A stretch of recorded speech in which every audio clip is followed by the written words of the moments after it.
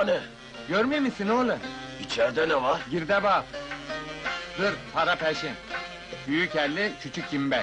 Kendinle ilgilen, it oğlu it. Get ulan sen de.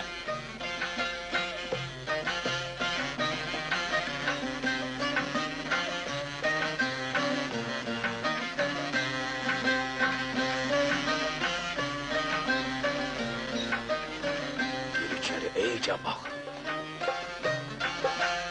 Al. Siftah senden, bereketi pohtan. Hadi bakın.